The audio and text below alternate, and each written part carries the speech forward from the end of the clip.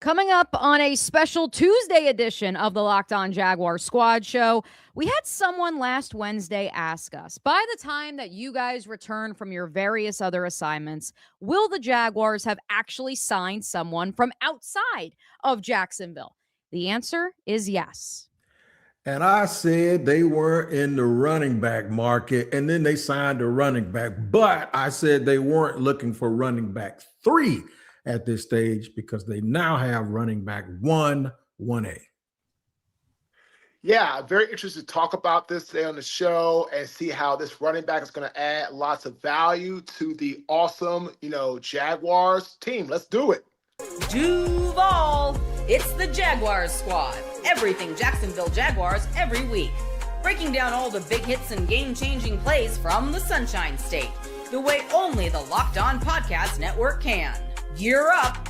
The Jaguars Squad Show starts now.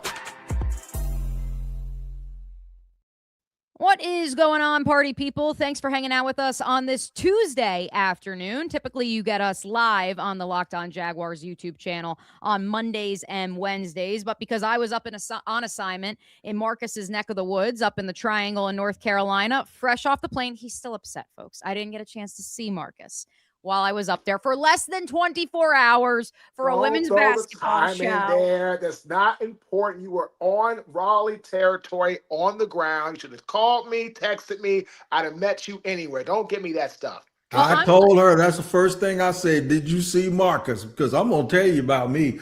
I wouldn't care if you had a meeting. You know what I'm going to do? I'm going to show up at the meeting and sit in the lobby. I'm here to see at a Marcus. barbecue place too, man. You know I would have came and got some barbecue. I want to eat more protein anyway. Man, that would have been a great fit for me. Thanks, Mia.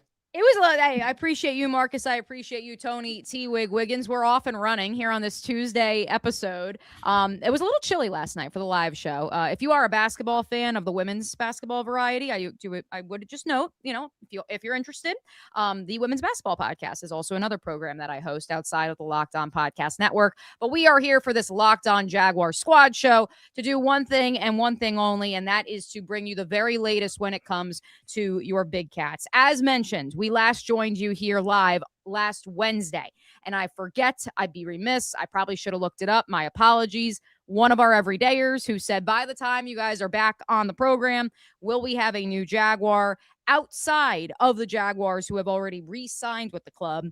Indeed, we do. But as the YouTube thumbnail for today's episode suggests, T-Wig, he is from outside of Jacksonville in terms of his professional marination and tenure, if you may, that being one Chris Rodriguez, but he is no stranger to the Liam Cohen system. I want to start there because anecdotally, I will just tell you guys right off the top, when this news came down about an hour after we got off the air last Wednesday, that the Commanders had not tendered. I was on a plane early this morning, so my apologies.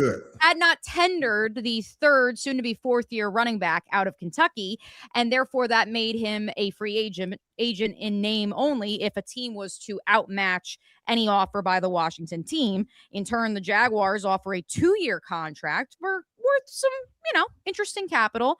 Uh-huh. And so before I go into the nitty gritty of having seen Chris Rodriguez in a Liam Cohen system with my own 2 eyes and why, for me, this is a no-brainer, let me turn the floor over to both of you gentlemen for your initial thoughts, because as you said, T-Wig, this is 1A, possibly 1B in that running back room. Why? It absolutely is, because one, the financial commitment suggests that. And that's why we were sitting here saying last week, I said, they ain't going after no running back 3. That's not what you can get running back 3 in the draft. If they're going after a player at this point in the first week and a half of free agency, it's a player that they have an expectation for. And he's not as talented as Travis Etienne.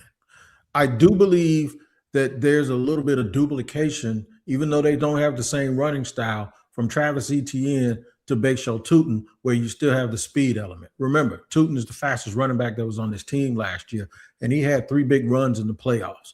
And people were banging on the table that he should have had more carries. Anytime you bang on the table that somebody's backup should have had more carries, you cannot pay that person $13 million who is the starter. It just doesn't jive. It's like hustling backwards. He's not better. He's not more talented. He's not getting as much money. But it's like adding, if you have a finesse basketball team and you have a power forward who can really, really shoot it and he can play. This is like adding a rebounder and a defender. This is like adding a tough guy that gives you an element that you don't have on your team with everyone else. So what they've done is, as someone has just said, my man Hef is always on it. They have increased their physicality. They have increased the ability to wear down a defense and to make linebackers and safeties poke their nose into that backfield a little bit because people are huffing and puffing. And they've increased their ability to now on 4th and inches and 4th and 1, not have to run a jet sweep or some kind of bootleg with Trevor. Just, we ain't trying to fool you. We're coming right down we're going to run it right down your face. What are you going to do about it? And that's what he is. He's a finisher, and it adds an element to this football team, even though he's not a better player than Achan. Let me say that correctly. Achan. He's not a better player, but he does bring a different element that you could not get with the previous running backs. We quickly forget, Marcus T-Wig, that this is a Jaguars team that, well, yes, the head coach, the coaching staff, the general manager, the executive vice president, all of that has changed since 2024.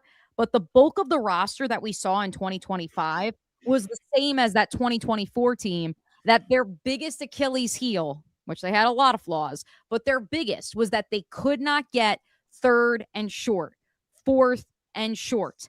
And last year, Marcus, and I'm curious your take and your initial thoughts on the Chris Rodriguez signing. Last year, Bashal Tutin was that short yardage back, even if maybe that isn't his biggest tool in the toolbox, his best club in the bag, if you may.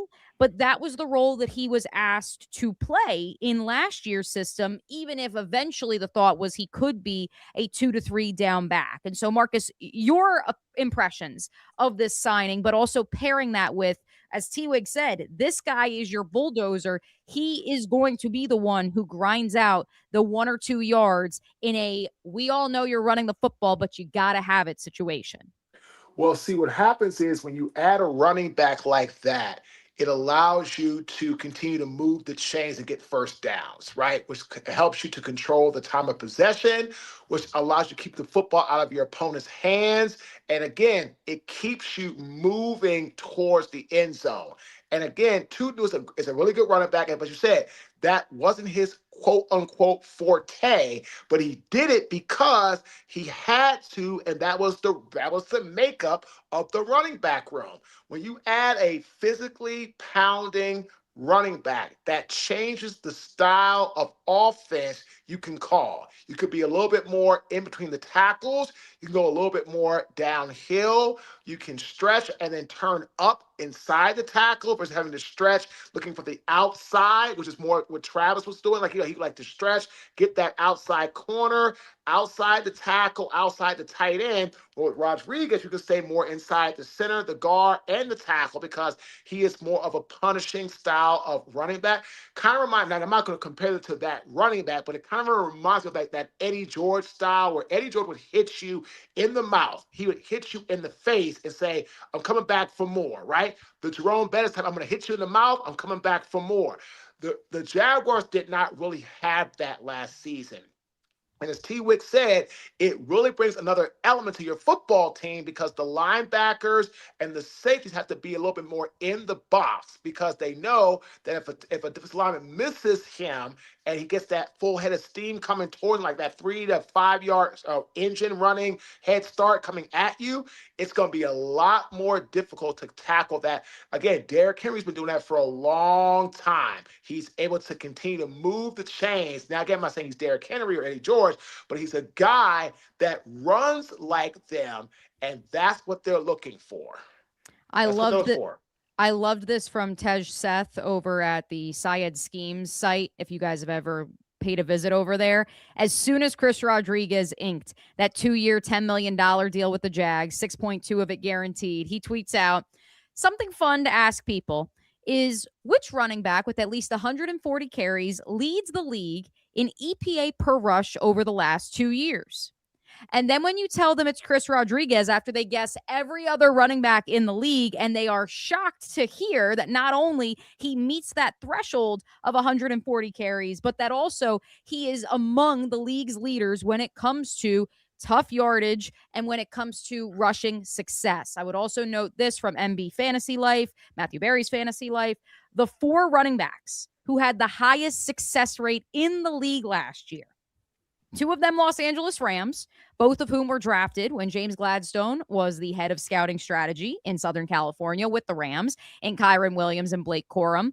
The third, Bashal Tutin, he drafted as the general manager of the Jaguars. And the fourth, Chris Rodriguez, he just signed as the general manager of the Jacksonville Jaguars. Some numbers to add context to our initial impressions. I'm going to get to my anecdote and how I've seen him with my own 2 eyes in this system and why I think that's so important here in just a second. But first, let's hear from someone who knows Chris personally, David Harrison of Locked On Commanders, on what C-Rod brings to Duval. If you want to know who the Jacksonville Jaguars are getting in running back Chris Rodriguez Jr., first and foremost, you're getting my favorite player from the Washington Commanders locker room. There is not a day, a game, a result, whatever, where you're not going to see Chris Rodriguez walking around with a smile on his face, just appreciating where he is, what he gets to do for a living, and the people that he gets to do it around. However, on the football field, making sure you get more of those wins than you get those losses. You're getting a powerful running back who falls forward, knows how to push the pile, knows how to secure the football, even more important than anything else, is a better catcher than I think he's been given credit for, and is someone who absolutely needs to be in a place that's going to let him have the opportunity to showcase his talents. Rejoining with forces with his former college coach, Liam Cohen. Obviously, Coach Cohen knows him very well, but I'm telling you right now, the version of Chris Rodriguez that he had in Kentucky, it's even better now. The one he's getting now is even better in Jacksonville. So very excited for what Chris is going to be able to do there. Very excited for his opportunity. Sad for myself because I love covering him, love getting to know him. But you guys are getting a really good player and a really good man there in Jacksonville. So enjoy, support him, or if you don't want to support him, send him on back to Washington. Our thanks to T-Wig for connecting with David Harrison of Locked On Commanders for that great take. T-Wig, Marcus, does that fire you up a little bit? Tony, let's go to you first. It absolutely fires me up because it's what the fans would think that they were missing with Dewey on defense, with Dennis Gardeck, just that live person. I saw Washington play a couple of times, and when he touches the ball, the whole stadium lights up. And this is the thing. The Jaguars use those analytics and those advanced metrics. So, Mia, kudos to you for hitting the fact that the top 4 guys are all guys with connections to the scheme. The other thing that David told me privately is in 3 years, he's fumbled once, and he hasn't fumbled in 2 years. See, ball protection, Marcus mentioned, moving the chains, giving your offense a better opportunity, keeping the opposing defense on the field, and giving Trevor Lawrence the ball back so he can cook with those receivers. This is what it's all about, man. Sometimes we've often talked about building a team, it doesn't necessarily have to have all of the most talented people. It just has to have the people that fit right and that fit this puzzle the way it's supposed to fit. And he is a perfect fit for the Jaguars that they don't have to project with. Sometimes you sign free agents and you project them to do other things than what they've done. No. He knows Liam. Liam knows him. Projection goes out of the window. This is the alternative to them going and getting Tyler Algier. They're just getting a more familiar version that gives you the same physical running style. Well, as we talk about roster building, here's a question from one of our everydayers, Vincent, who says that C-Rod is to the running game what Jacoby Myers was to the pass game in picking up necessary yards. T-Wig loves it. Marcus, let's hear from you, because Jordan Rodriguez of The Athletic also was able to coin the phrase that Jacoby Myers was the spine that the passing game needed, and everything else derived off of that spinal cord that was Myers and doing the dirty work underneath, as well as those deep curl routes. So let's play off that analogy a little bit more. What is Chris Rodriguez to the run game for the Jaguars in terms of how it will be orchestrated in 2026? Let's unmute you too. Hold on. If you want to unmute yourself. There we go.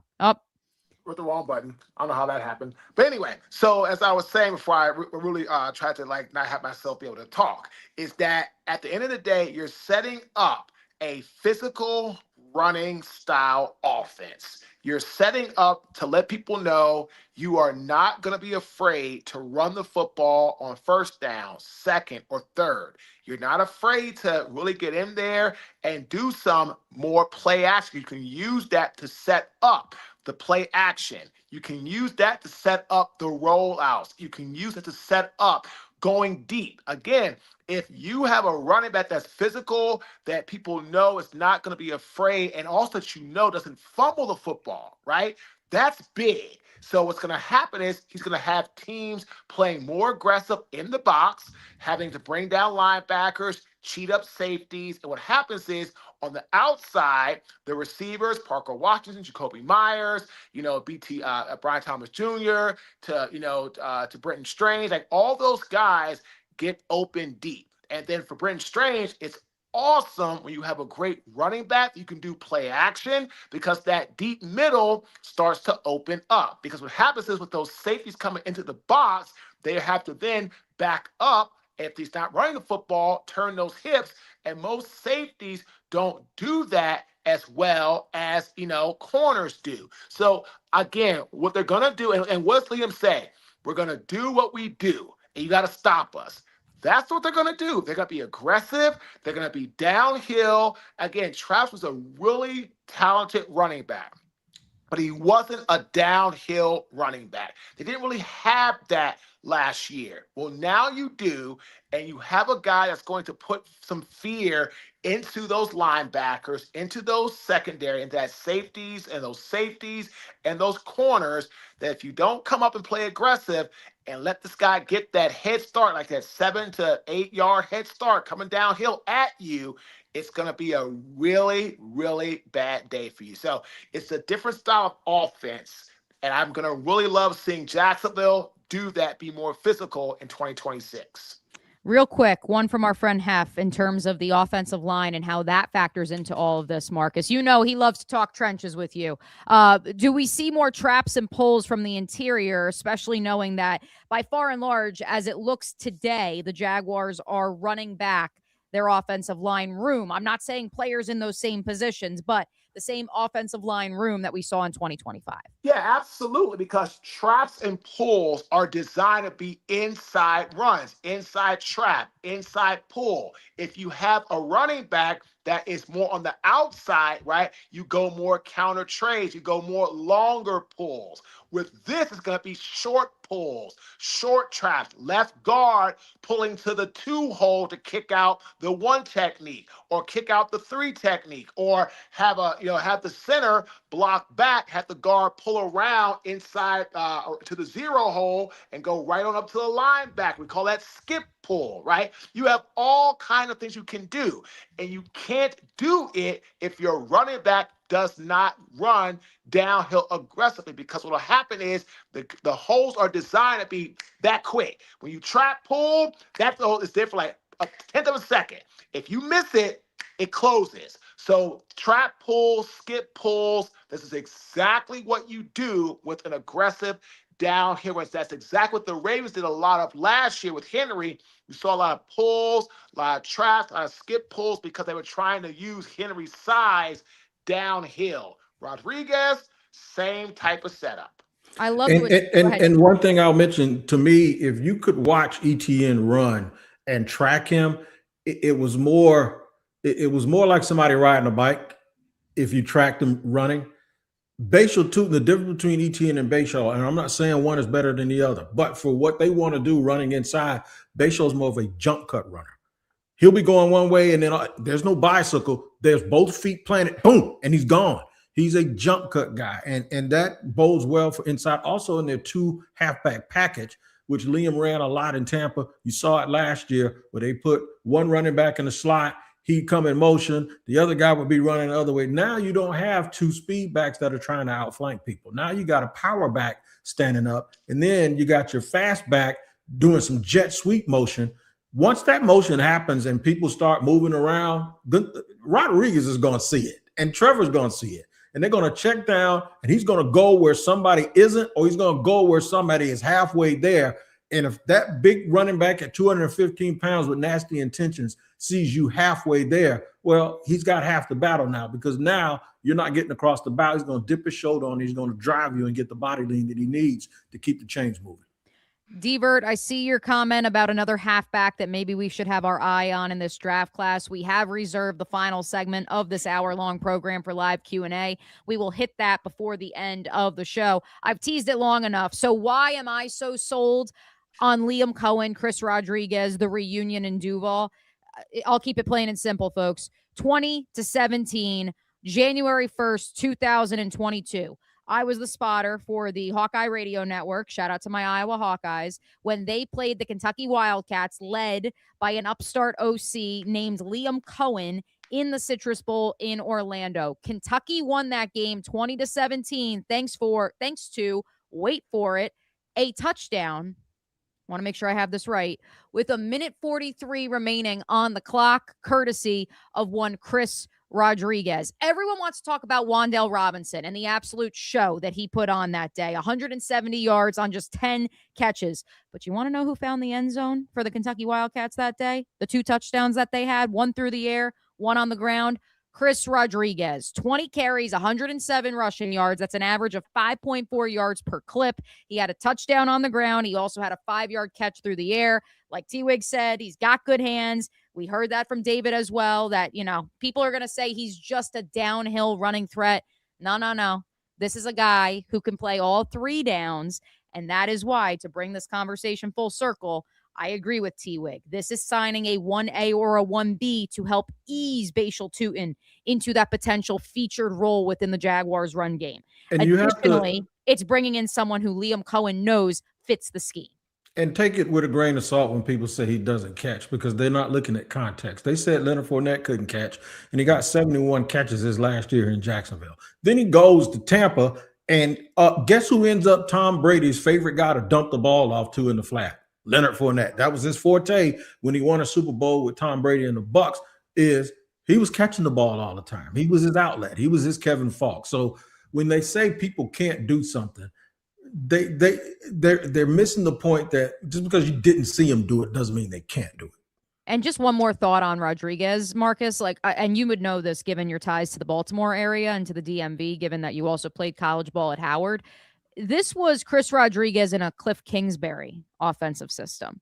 We have not seen him in the pros in a Liam Cohen NFL offense. And so that's where I think a lot of the production the last 2 years, which we rattled through the stats, it's been impressive for someone who wasn't a 3-down back with the Commanders. A lot of it has to be taken with a grain of salt when you consider the type of offense that they were trying to run in Washington. Yeah, I mean, Cliff Kingsbury is known for way more down the field, way more go deep kind of offense. He was that quarterback at Texas Tech coming out of college. Like I told you all, Cliff was my quarterback when I played in the Hula Bowl in 2003 with Mac Brown, who was my head coach. So I had Mac Brown. The other head coach was Larry Coker from Miami.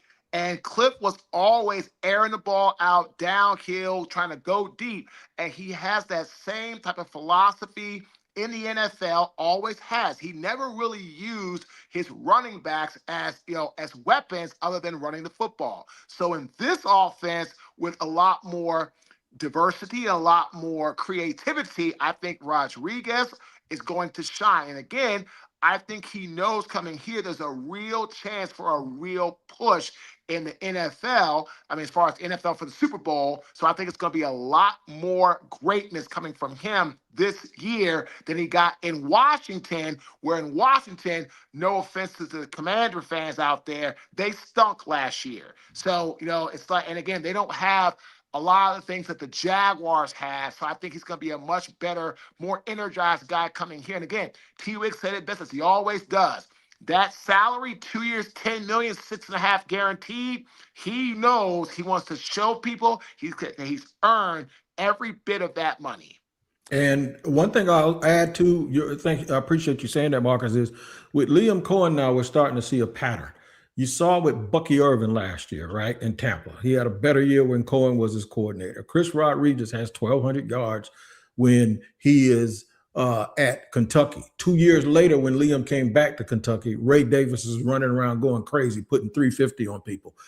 There are guys that are synonymous with getting the best out of running backs. We always talk about the Shanahans, father and son. Go look up Norv Turner. Not only Emmitt Smith, the GOAT all time when it comes to yards, LaDainian Tomlinson, Michael Turner, Ricky Williams. I think Frank Gore's best year was when Norv was the offensive coordinator for that 1 year out there. He just understands it and gets it. And somebody told me, I don't know if it's true, that he told one of his disciples, Rod Chajinski, that Trent Richardson wasn't going to cut it up in Cleveland, and they got rid of him. So this is like, these dudes are like running back whisperers. So if Liam believes that he can get this done with this group, I ain't going to doubt him until I have a reason to doubt him. We have to take a break. When we come back, we are going to look at the rest of the remaining free agents available on the market. Should the Jaguars be making any more external moves ahead of April's NFL draft? This is the Locked On Jaguars Squad Show. We'll be right back after this. Workplace chaos, deadlines stacking up, inbox overflowing, and the one position you have to fill still sitting open. When the pressure's on and you need the right hire, that's a job for Sponsored Jobs. Indeed, Sponsored Jobs helps you reach the people who actually fit what you're looking for: skills, experience, location. So you're not just hoping the right candidate stumbles across your post. And here's a stat that says it all. In the minute that I've been talking to you, companies like yours made 27 hires on Indeed, according to Indeed data, worldwide. So if you're hiring, spend less time searching and more time interviewing candidates who check all your boxes with Indeed Sponsored Jobs. Spend less time searching, more time actually interviewing the candidates who check your boxes. Less stress, less time, more results. When you need the right person to cut through the chaos, that's a job for Indeed Sponsored Jobs. And listeners of this show will get a $75 sponsored job credit to help get your job the premium status it deserves at Indeed.com/podcast. Just go to Indeed.com/podcast right now and support our show by saying you heard about Indeed on this podcast. Indeed.com/podcast. Terms and conditions apply. Need to hire? That's a job for Indeed Sponsored Jobs. Welcome back to the Locked On Jaguars Squad Show, this Tuesday edition. Mia O'Brien, Tony T. Wiggins, Marques Ogden. And Marcus, while we're on the subject of Indeed Sponsored Jobs and some of the cool things that they can do for you guys, if you were able to catch that read just there about the $75 credit, you also have an interesting promotion of sorts going through Locked On Jaguars Squad Show, as well as some of your other ventures. Let the listeners know. Yeah, so right now we're running a contest where any Jaguar Squad Show listener subscribes to our podcast. The other podcast, Get Authentic with Marques Ogden, is on Spotify, Apple, YouTube. But if you subscribe to it on Spotify and or Apple and give us a 5-star rating on Apple, Spotify, and write a 5-star review also on Apple, and is put in the review Jaguar Squad Show, Jag Squad Show, whatever the case may be, you get entered into a contest. The winner will be selected on Monday, March 30th, live on the show. Put names into a hat. I'm going to pick out a name out of the hat, and whoever is selected gets to have lunch with me, Mia O'Brien, Tony Wiggins in Jacksonville when I come back for Jaguars Legends Weekend. And so far, Mia and Tony have 7 people. We have Abe Ben-Moha, who is one of our Jaguars. We have Hef. Hef has put his information in. One of our everydayers. Yeah, everyday, yep. Big Berg, SB, KC All Day, Logan R, Del Funk, and KM Keaton. Again, Abe Ben-Moha, Hef, Big Berg, SB, KC _ All Day, Logan R, Del Funk, and KM Keaton. They all are in the drawing. So again, all you have to do is go to Apple or Spotify or YouTube, and on Apple, give us a 5-star rating and write a review and put somewhere in there, Jag Squad Show, Jaguars Lover, whatever you want to put, anything Jaguar. I'll know you're part of the contest. You'll get on this list with these 7 amazing fans, and you'll get into the contest. Whoever I select out of the hat on Monday, March 30th, you're the winner for lunch. I'll be running some type of special contest every month going forward. But again, it's going to be lunch with me, Tony, and Mia in Jacksonville when I come down for Jaguars Legends Weekend. You heard the man. Shout out to Hef, who's listening right now live on Locked On Jaguars. Shout out to our friend Delphonic, of course, is DJ Del, as he is known in the Jaguars Twitter sphere. And hopefully more of you guys enter in order to potentially have a chance to go to lunch with the three of us at some point this fall. All right, boys, let's keep it moving. We spent the first 25 plus minutes on the latest addition to the Jacksonville Jaguars roster in Chris Rodriguez. Could the Jaguars make any other additions via free agency? I'm just going to rattle through. These are some of the names that ESPN currently lists as the best available free agents. Then, Marcus, I'll turn to you. And then, T-Wig, I know you've got to take waiting. It's been boiling behind the scenes. Here are the best available free agents remaining across the league. Jawan Jennings, wide receiver. Taylor Decker, tackle. Stephon Diggs, wide receiver. Joey Bosa, edge. Joel Batagno, guard. Aaron Rodgers, and Kirk Cousins. That is the top 7, according to ESPN.com. Marcus, obviously, there are tons of other free agents still out on the street. Are you adding any of these veterans if you're the Jacksonville Jaguars? Not specifically any of those 7, but perhaps, you're going to explore defensive tackle or maybe a linebacker you could get on the cheap? If I can find a veteran D tackle or linebacker that's proven that I feel has a little bit left in the tank and can get them in at a cheap price, at a bargain basement deal to add some veteran leadership to that room or rooms, I would look at it. But again, what does cheap mean, right? That's all relative compared about who you're talking about, how many years in the NFL, what's their cap from, what's their contract with the other team. Like you said, Bosa, again, he's been very injury prone, right? Stephon Diggs, there's a lot of things there beyond football people don't want to deal with, right? There's just a lot of things. Aaron Rodgers, this guy hasn't even made his mind up yet. So again, there's a lot of these guys who were really great players in their youth. And not say they're not good players now, but again, T-Wig has always talked about this. You don't want to bring somebody onto your team that is an older guy at the wrong price. And then from there, you don't get that great veteran leadership at a good deal. So again, there's nobody I see out there, in my opinion, yet who's worth bringing in. Again, that could change, but from what I've seen, I think all the real great free agents are gone. And again, the Jaguars need to be focusing on the draft and building up their team for what I call through the farm type of process. T-Wig, just because I want to make you laugh, here's the rest of the top 10. This is according to my friends over at ESPN.com. Best available free agents remaining across the league. Deebo Samuel is 8. Cam Robinson is 9. David Njoku is number 10. T-Wig, in the words of Social, are they done? Are they done with free agency? I would be done until the draft. By the way, my boy Juice just texted me and said, how dare you mention North Turner running backs and don't mention Christian McCaffrey going for 1,000 and 1,000 in 2019. Good so call. That's another one. But yeah, I think they're done. And the reason why is because you have to save room for these draft picks. That's their superpower, to be able to line people up with production and a role on this team. And LaQuint Allen is the perfect example. It came later. I think at this point, if I look at the defensive line, they have enough veteran leadership. Well, Josh Allen and Eric Armstead, right? And then Foye Oluokun is your leader. He's probably your team leader, your quarterback of the defense. And then Jordan Lewis and Eric Murray on the back end. So if they add it, it has to be on the offensive line. But even with that, you have Pat McCarry and Robert Hainsey. So the difference is when you go out right now and you sign just a defensive tackle, right, for $2 million a year, he's not signing unless it's guaranteed. And if you sign a linebacker, safety, or a corner at this point and he gets guaranteed money, if he's 31, he ain't playing special teams. So when you draft somebody in round 3, 4, 5, 6, or 7, the first thing you're going to tell him is you got to earn your keep playing special teams. So that's why it's going to be cheaper.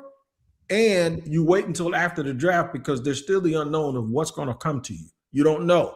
The Jaguars could have a dude he might be the 36th best player on their board, and they're sitting there at 56, and it's pick 54 and he's about to come to him. But if they would have added somebody in free agency that takes up guaranteed money, they wouldn't have room to receive it. So therefore, you have to make sure that you don't, even though James Gladstone says they can pick the best player available because they're not pressed to go and get anybody with a need, that just means that they could line up tomorrow and be cool with the guys that they have on their all 22. It does not mean that they won't bring in somebody here with competition. And if you beat somebody out, then you just beat somebody out. But it's easier to do that when you actually have room for them and you ain't got to cut or turn around and try to trade like they did with Big Johnson last year in training camp, trade a veteran to get something back for him and get the money off your books. Yeah, I mean, I look at like Eric Decker, the tackle from Detroit. Like he was a really great tackle a while back, but now,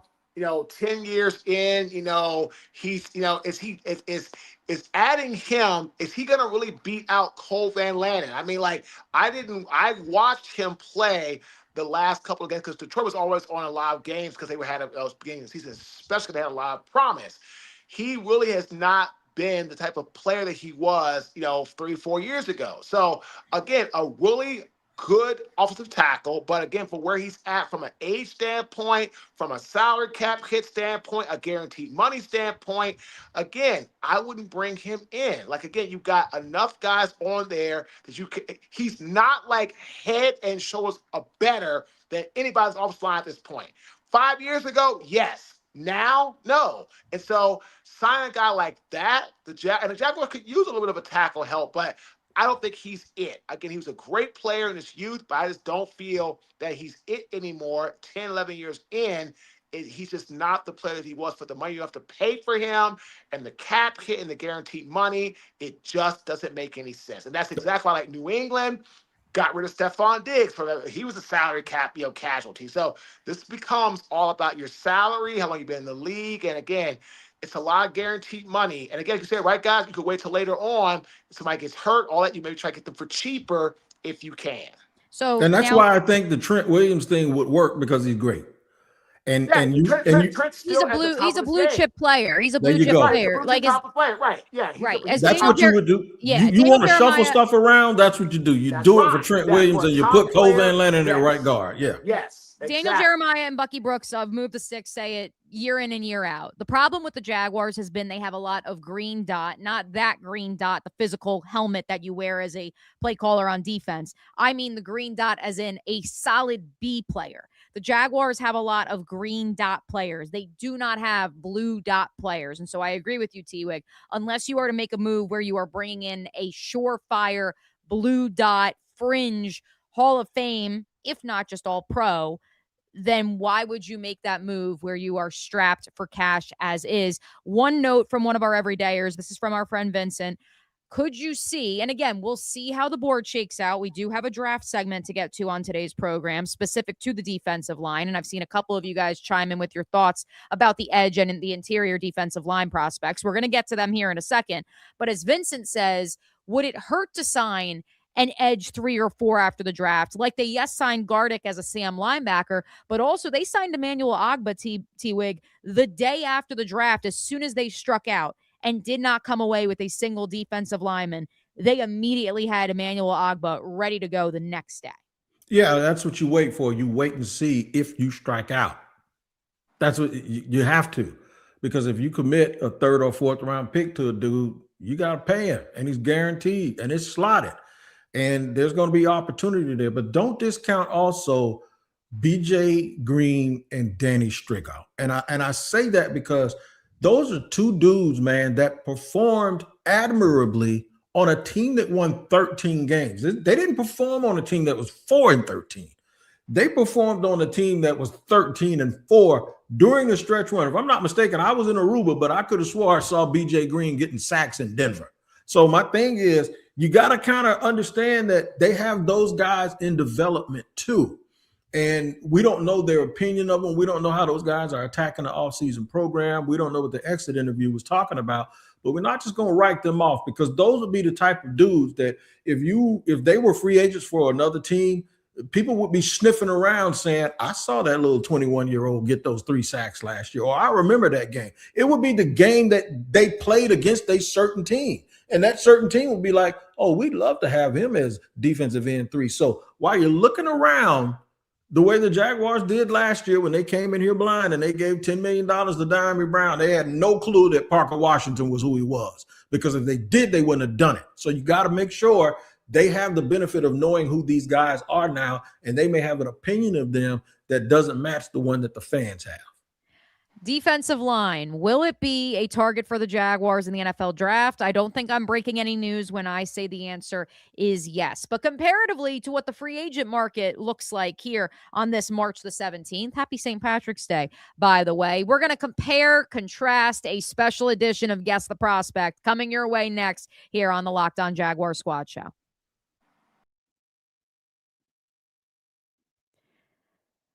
What if sports were traded like the markets?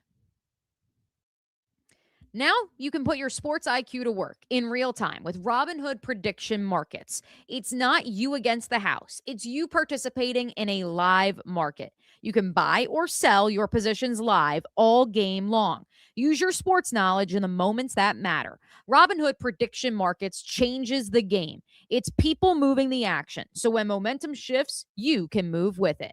I always knew the game, but never had a dynamic way to apply that knowledge. Now I can actually take part live in a market powered by people. You're no longer just a spectator. Play by play, you decide. Trade every play with Robinhood, now available across the U.S. Download the Robinhood app now to begin. Futures and cleared swaps trading involves significant risk and is not appropriate for everyone. Event contracts are offered by Robinhood Derivatives, LLC, a registered futures commission merchant and swap firm. I hate to admit it, boys. I had to zoom in on that last ad read. My eyes must be going. But we've still got a half hour to go, or at the very least 20 minutes. We ran a little bit over with that opening discussion regarding Chris Rodriguez here on a Tuesday edition of Locked On Jaguars Squad Show. T-Wig has really taken the reins when it comes to previewing this upcoming NFL draft crop. We're going to dive further into the defensive line groups, both the interior and the edge. But pairing that, Tony Wiggins, with what we just discussed in terms of available free agents. For you, it sounds like it's a no-brainer. You're going to roll into April's draft. You're going to see if you can come away with someone, if not multiple players, along the interior of the defensive line and the edge, perhaps finally solving the Jaguars' edge 3 woes that they've had for, it feels like, the last decade. And if you cannot come away with multiple players along that defensive front, then perhaps you explore the free agent market. Am I reading that clearly? That is exactly what you're reading, and you're spot on with it. That's exactly where I'm going with it. Like I said, I keep bringing this up. They have done a very good job, whether it's been here in 1 year or years, and by they I mean James Gladstone, years with the Rams. I don't realize the Rams broke their team up. They traded Jalen Ramsey and the GOAT Aaron Donald retired, right? And then it's just like, and Cooper Kupp was gone. So the dude that was the MVP of the Super Bowl, the dude that was probably the MVP of the year for every year he played defense, and then Jalen Ramsey, they were gone. And the Rams are back. Do you know how they came back? They didn't come back by spending. They came back by drafting. So they believe that that is their superpower, and they can find, or let me say this, identify, not find. Find just means you just got lucky. They identify guys that fit what they do very, very well and are able to onboard them correctly so that they play early, and it gives them a baseline to go on whether or not they think these guys are good in the future. Look no further than the defensive line. If you ask anybody who the Rams defensive tackles are, everybody would probably go, oh, I don't know. Yeah, but look, they keep getting further and further into the playoffs each and every year. So that's the way that this works. They're going to go into the draft hoping to find at least 3, 4, 5 impact guys, whether it be on special teams, whether it be depth-wise. And I think the edge as well as the interior is places, even though you don't have a whole bunch of elite guys, once you get past the first 2 or 3, there are still people that can come in and develop and make your football team and be a good fit for the Jaguars. There also may or may not be a match in that second round. John says, how about McClendon from Missouri in the second? I do not believe. Too early. Too early. Ooh, yeah, okay. So Chris McClendon, defensive tackle for the Missouri Tigers, started his career at Florida.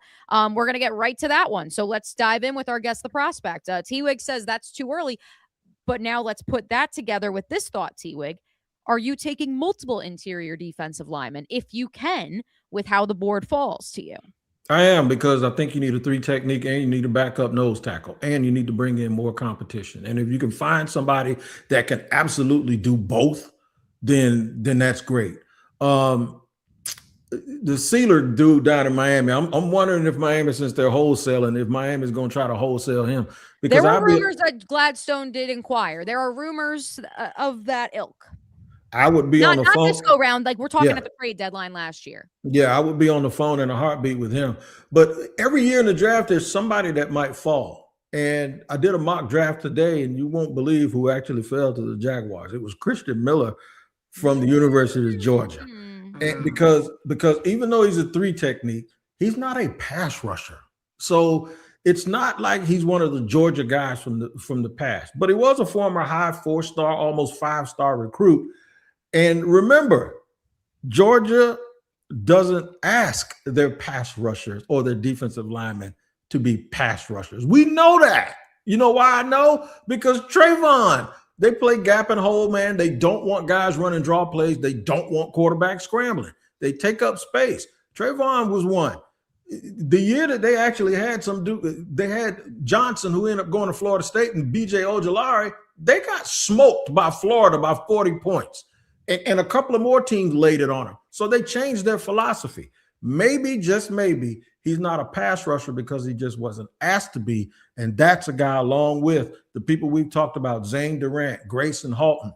And then there's some kid named Thomas. I think his name's Deterio Thomas. Just ran at 6'4", 306 at Washington's Pro Day today.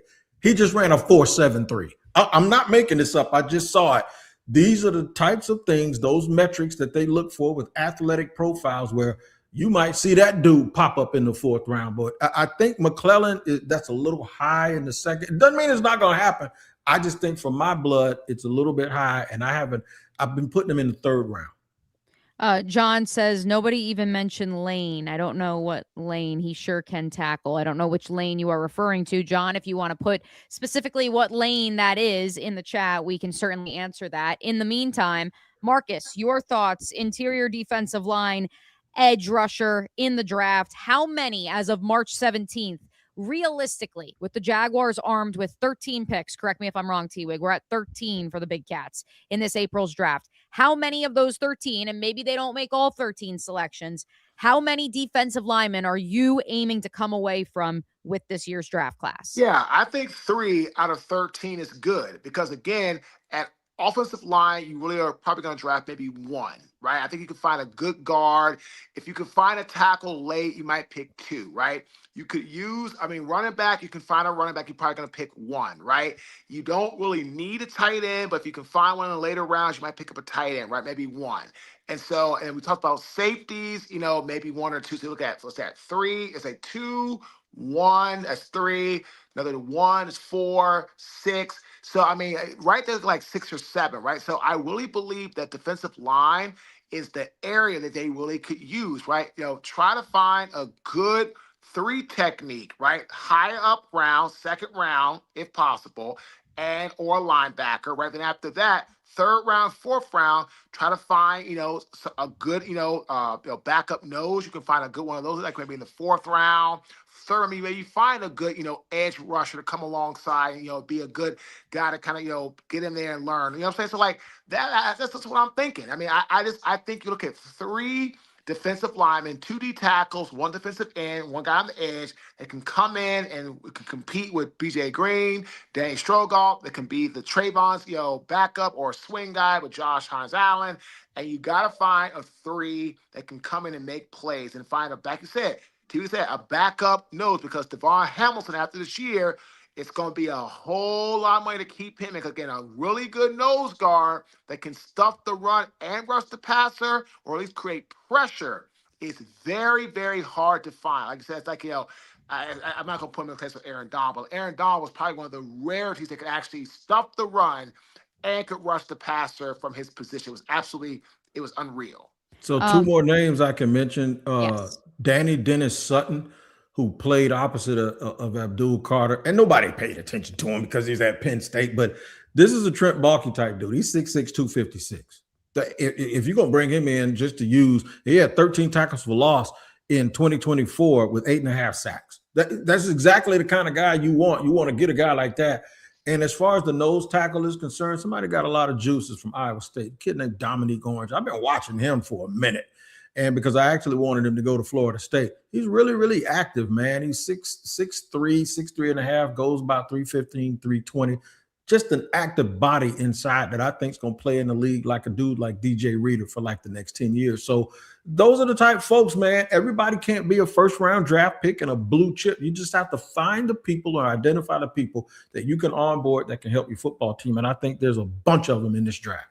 I love how Hef says, I'm not trying to repeat prospects I have been pounding the table for. But with that said, we've got a couple repeat names. And since Hef has given us specific names, we're going to hit his comments before we get to our final segment, which is live Q&A. So if you do have more names that you want us to discuss along the defensive line, I see you, Skylar Bells of the world. I see that name percolating in the chat.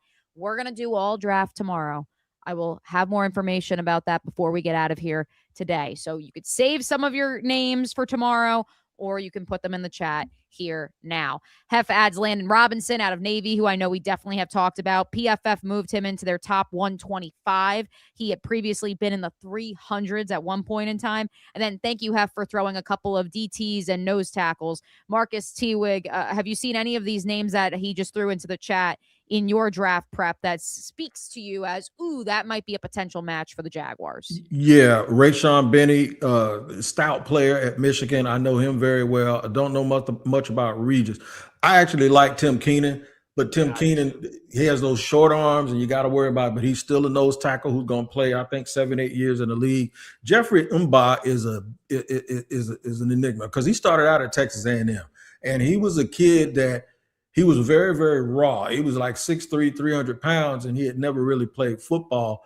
Well, he's worked the system and worked it, and now the NFL is the ultimate place to take advantage of all that raw ability. And now he has experience because he has 3 or 4 years up underneath him. And I do not know Devin Eastern from Minnesota, but shout out to Hef for mentioning those dudes. The other one is the two ends, Jayshon Barham and Derek Moore from Michigan. Those are the grinder types that you usually see go to a team like Baltimore or Cincinnati, a little bit undersized, but they just know how to play football and they know how to get after it. Philly usually has 1 or 2 of those dudes too that are in their depth chart. I think they can play, man. When you come from big schools like that and you have that pedigree, the NFL salivates over getting you in because they a lot of times believe that you have been the benefit of bad coaching, and the NFL coaches think they can fix everybody. Let's take a quick timeout. One of our longest timeouts in the history of Locked On Jaguars, AKA it's a quick little timeout. We'll be right back. Live Q&A. Drop those questions in the chat. We'll hit as many as we can here for the last 10 minutes of this Tuesday edition of Locked On Jaguars Squad Show.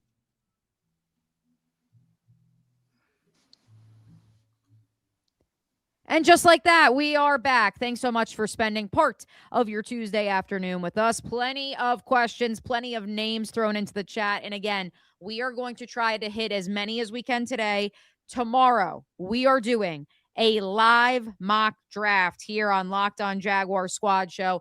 Trust me when I say you are going to want to be here as me, Tony T-Wig Wiggins, and Marques Ogden go through pick by pick and select for the Big Cats. You can certainly have a part in that by engaging, interacting with the show. So make sure you lock it in live, 4 o'clock Eastern, Wednesday, March 18th, here on Locked On Jaguars Squad Show. But first, let's hit some more questions and names before we get out of here for this Tuesday edition. I noted this one earlier. We finally circle back to it from D-Vert. How much have we watched of Eli Heidenreich from Navy? The good news, D-Vert, is that I've watched a lot of him because I do live in a naval honorary household because my fiance's grandfather went to the United States Naval Academy and his dad has season tickets. So we do watch a lot of Navy football here. Heidenreich he is going to either go to, and I say this with love and respect for these other clubs, he is going to go to, let's say, the Carolina Panthers or the Cincinnati Bengals as an undrafted free agent and flame out of the league and go right back to the Marines where he was scheduled to begin his professional career and his 5 years of mandatory service as a graduate of the United States Naval Academy. Or Kyle Shanahan is going to get his paws on that kid and he's about to have a 10 to 12 year career as the next Kyle Juszczyk. It's as simple as that. He can obviously, given Navy's offensive system and the fact that they do run the triple option in a more modern form, I'd call it. He can catch passes. He can run the football. He could throw it a little bit as well.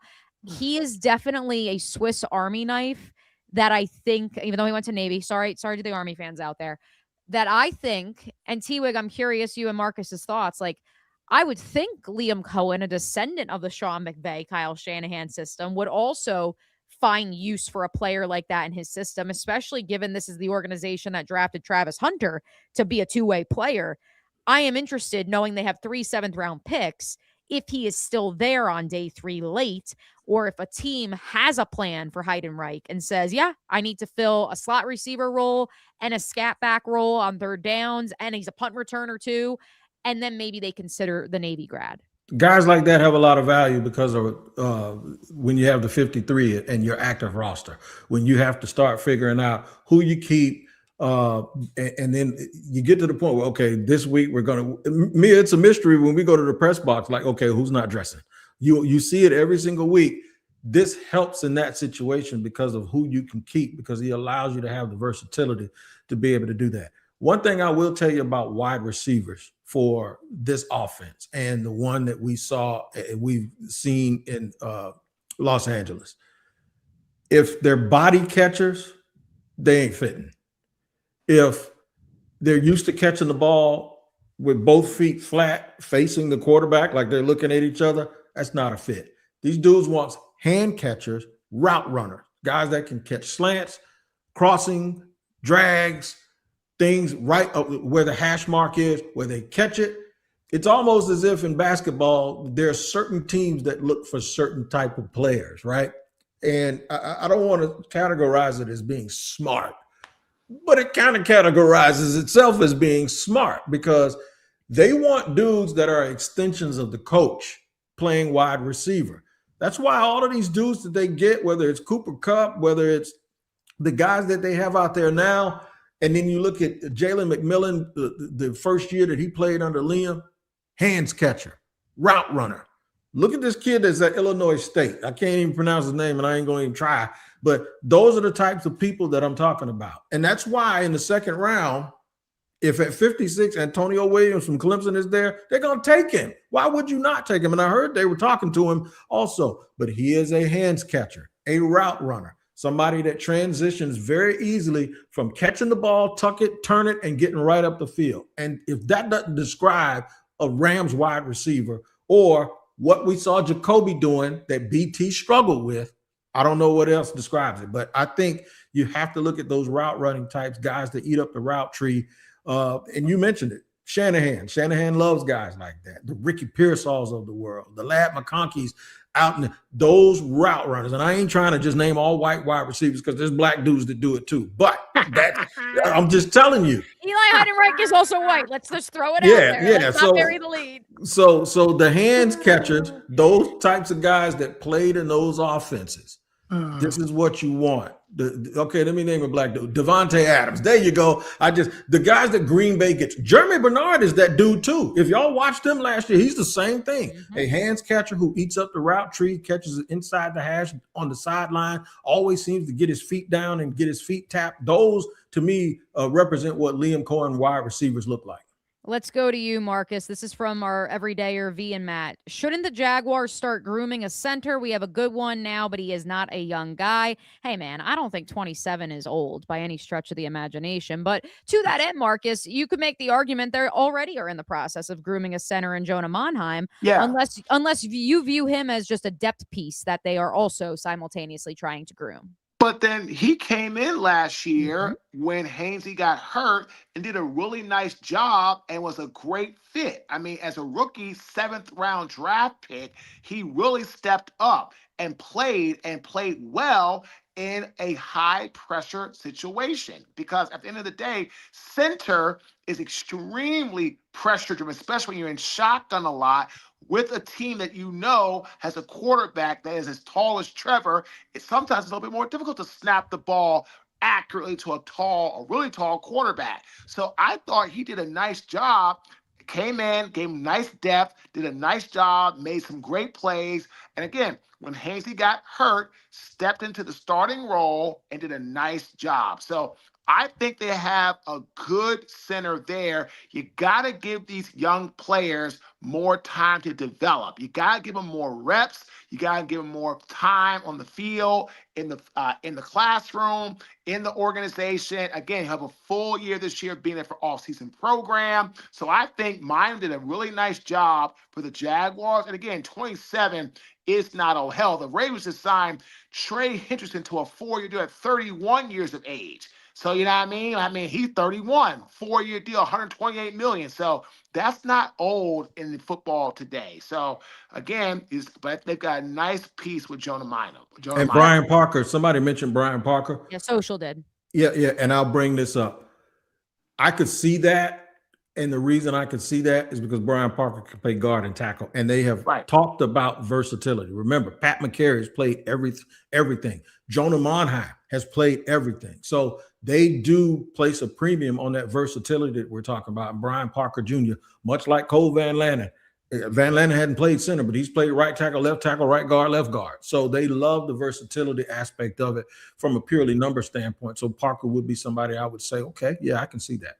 Yeah, I mean, when you draft the guy, right, you expect him to be a player, especially as a rookie. So I just drafted as a tackle. But I remember in training camp, I played right guard, I played left guard. Hell, I even played center. I remember that Coach Boudreaux said, all right, guys, here's the depth chart for today, right? They had me at the number 2 center behind Brad Meese. I'm like, but again, I played center the last 6 games of my senior year when our starting center blew his knee out. I had never touched the ball in high school or in college to the last 6 games of my senior year. And then here I am in training camp for, what's that, week 1, after a couple of days. Yep, here's the new route. Well, who's the new depth chart, guys? And moved me from right tackle behind Mo and put me right behind Brad and me. So I played center that entire 3 days straight. I was like, what in the world? But I gave him this Stroud, Henderson. I mean, those guys made me tough. Those guys made me a good football player. So again, if you're drafted, and especially in the late rounds, and especially as a rookie, you are going to play every position in training camp because, as T-Wick said, when it comes down to cutting down to the 45-man roster, who can they count on? Because they only can carry, 8 linemen? Who can they count on to go across all positions if somebody goes down? So that's just football. Let's just hit one more in jest before we get out of here because our time is short. Scribbles says if Brian Thomas Jr. says there's no room for another wide receiver for them to draft one. There's always room for one more. Nonsense. There's always room for one more. Nonsense. Yeah, there's room. You go into camp with 6 at least, right? And that's 5+ Travis. Remember, it's all about the numbers, man. All you got to do is look at it. There's somebody missing that they haven't re-signed.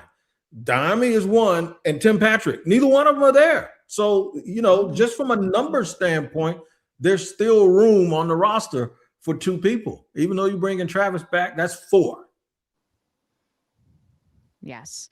Yeah. Vincent says, would like a bigger body to fill that Tim Patrick role at the very least. And again, that's not including Travis Hunter, who, of course, counts in both rooms, but also doesn't count against either. No scribbles. Tim Patrick was on a 1-year deal with the Detroit Lions when he was traded to the Jaguars. So he is also a free agent. And he's another name that I would say, hey, if you do come away from the draft with your 3, if not 4 defensive linemen, and you do not have that wide receiver, you come away. That's where he's ready to go.